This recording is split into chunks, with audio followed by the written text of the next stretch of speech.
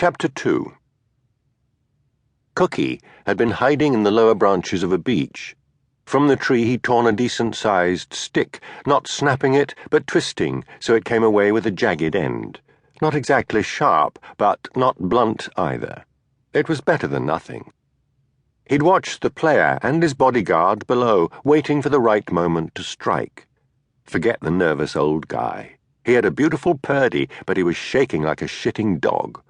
The bodyguard was dangerous, but the moment Cookie saw him drop his rifle to its strap, he knew the guy was dead meat.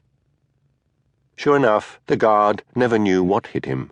Neither of the hunters had bothered looking up, supreme predators though they were, and Cookie dropped silently behind Alan, bare feet on the cool woodland floor.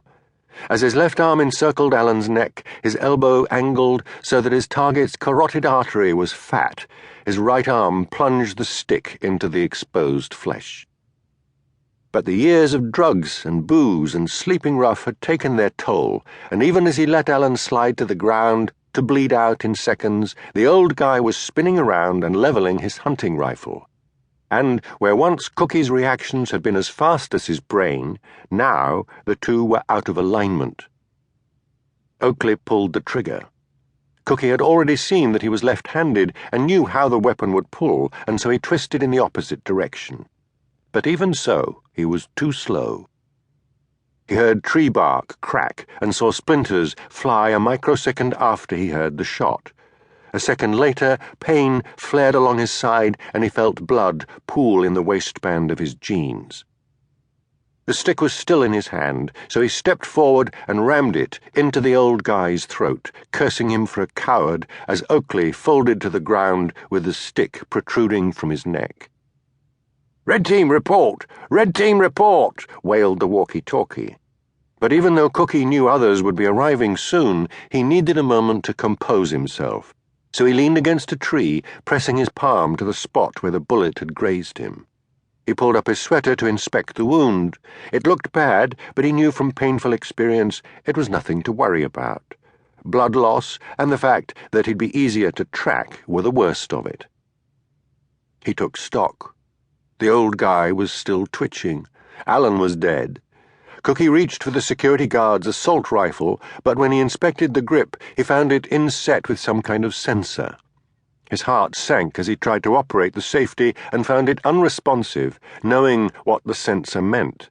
Smart technology, linked to the user's palm print.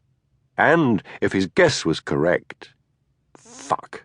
The old guy's purdy was equipped with the same. He tossed it away. From Alan he took a hunting knife. The old guy had a sidearm, also smart protected and also useless. The hunting knife would have to do. But now it was time to find out if these quarry company guys were going to fulfill their part of the bargain. He put a hand to his side and started running. Leaves stung his eyes, twigs lashed him. He stumbled over roots bubbling on the ground and reached to push branches aside as he hurtled forwards in search of sanctuary. From behind came the crash of gunfire. Overhead, the sound of the drones intensified. They'd spotted him now. The time for stealth was over. He just had to hope he'd given them enough to think about in the meantime, and that the two casualties would slow them down. Teeth bared, hatred in his bones, he kept running. The trees were thinning. Ahead of him was a peat-covered slope, and he hit it fast. Scrambling to the top, he was painfully aware that he'd made himself a visible target, but he was close now, close to the perimeter. If you reach the road, you win. The money's yours. No matter who I have to kill along the way. Our players expect danger, Mr. Cook. What is the roulette wheel without the risk of losing? He'd believed them. And fuck it, why not? And there it was, the road. It bisected a further stretch of woodland, but this was definitely it. An observation drone buzzed a few feet above him. To his left he heard the sound of approaching engines and saw a Land Rover Defender leaning into the bend, approaching fast. 2 men in the front. They didn't look like they were about to celebrate his victory. He tensed. At his rear, the noise of the approaching hunting party was getting louder.